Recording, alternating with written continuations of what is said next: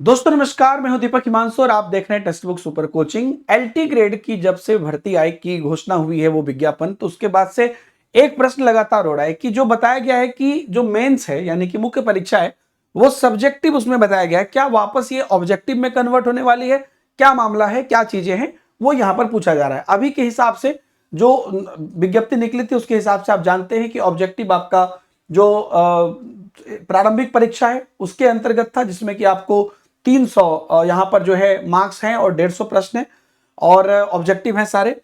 और यहां पर जो है मेंस जो है उसके अंतर्गत कहा जा रहा है कि ये इसमें आपको यहां पर जो है टोटल 20 प्रश्न होंगे और उसमें आपको टोटल जो मार्क्स होगा वो 200 होगा।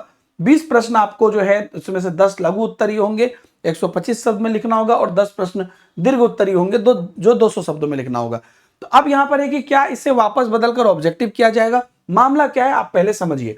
लगातार इस पर चर्चा चल रही है और यहां पर यह बात निश्चित रूप से डिमांड उठ चुकी है कि जो ये कहा जा रहा है कि प्रारंभिक परीक्षा जैसे हो रही है वैसे ही मुख्य परीक्षा को भी वस्तुनिष्ठ की तरफ शामिल किया जाए।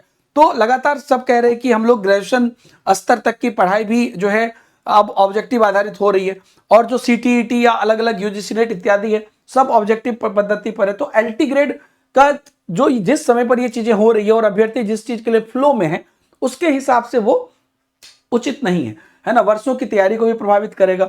वस्तुनिष्ठ यानी कि ऑब्जेक्टिव के हिसाब से ही चीजें कर रहे हैं और मुख्य परीक्षा में जो परंपरागत प्रकार के प्रश्न पत्र को शामिल करने से इनकी तैयारी चौपट हो जाएगी और परिणाम में भी विलंब होगा। और उसके बाद मुख्य परीक्षा 200 अंकों की होंगी, खंड ए और खंड बी जो मैंने भी आपको दिखाई दिया।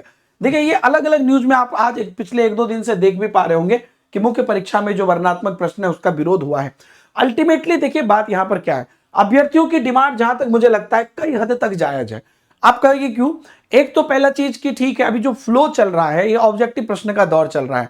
दूसरी बात मैं आपको बताता हूं कि जितने अभ्यर्थी ये लोग सेलेक्ट करेंगे रिटन में उनका जो मेंस ये लेंगे, क्योंकि आपको पता है कि मेंस में जब आप रिटन एग्जाम देते हैं तो मार्किंग जो है इसका एक बहुत बड़ा पहलू भी हम लोग सीडीपी में पढ़ाते हैं कि जो मार्किंग होती है वो अगर सेम 10 नंबर का क्वेश्चन मैं आपके लिए सेलेक्ट कर रहा हूं और सेम 10 नंबर का कोई और सेलेक्ट कर रहा है, मतलब चेक कर रहा है, तो मैं आपको 10 में से 7 दे सकता हूं, वो 10 में से 6 देगा और कोई दूसरा 10 में से 10 भी देगा। वो डिपेंड करता है लोगों पे।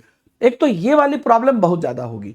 दूसरी चीज की लगातार जो है इतने सारे चीजें, मतलब कि रिजल्ट लटकेगा, बहुत टाइम लगेगा और इसमें बड़ी धांधली की भी चांसेस रहती है।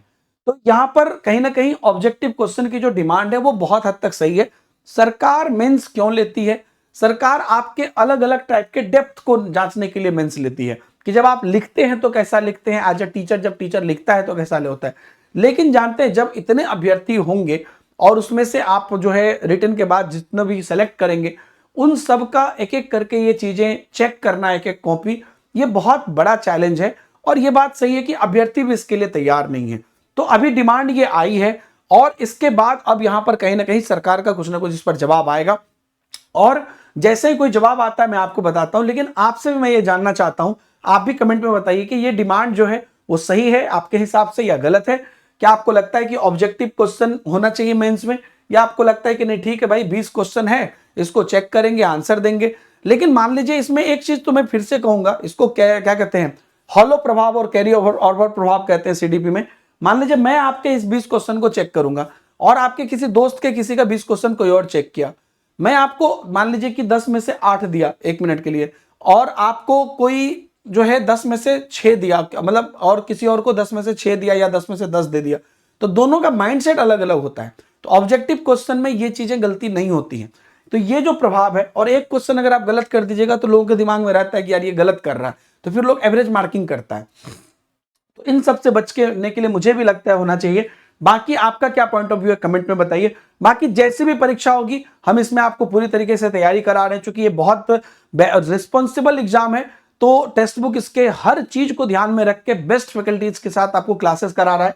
2 तरीके से आप टेक्स्ट बुक से जुड़ सकते हैं अगर आप तैयारी करना चाहते हैं, जो भी रहेगा हम लोग हर चीज आपको तैयारी कराएंगे। एक तो एलटी ग्रेड का आप लोगों के लिए डेडिकेटेड प्रीमियम बैच लॉन्च कर दिया गया है, उसकी लिंक आपको मिल जाएगी नीचे, जिसमें कि आप जुड़ सकते हैं। और इसके अंतर्गत टिल एग्जाम इसलिए बोल रहे हैं क्योंकि एग्जाम डेट हमें अभी पता नहीं है, कभी भी ये एग्जाम कराएंगे। टिल एग्जाम एक्सेस का आपको ये पूरा एकदम एक्सक्लूसिव बैच इंडिया के बेस्ट फैकल्टीज के द्वारा आपको दिया जा रहा है। या तो आप इसमें जुड़ जाइए, या जो टेक्स्ट बुक का सुपर पास लाइव है जिसके बारे में अक्सर हम आपके बारे में आपको बताते रहते हैं, ये सुपर पास लाइव में आप जुड़ सकते हैं। इसकी वैलिडिटी 1 साल है, जिसमें एलटी ग्रेड के साथ आप बाकी को भी एक्सेस कर पाएंगे, लेकिन वैलिडिटी इसकी 1 साल रहेगी। एलटी ग्रेड वाला सेपरेट बैच लेंगे तो उसकी वैलिडिटी टिल एग्जाम रहेगी, जब तक भी एग्जाम हो जाए। तो आपकी मर्जी है, दोनों लिंक आपको नीचे मिल जाएगी, हमारे टेलीग्राम ग्रुप में भी आपको मिल जाएगी। ये महापैक टाइप का है, वो एलटी ग्रेड का डेडिकेटेड बैच है। ठीक है दोस्तों, बहुत बहुत धन्यवाद। आगे के अपडेट के लिए हम लोग बने रहेंगे। Thank you very much, see you in the next video, bye bye, जय हिंद।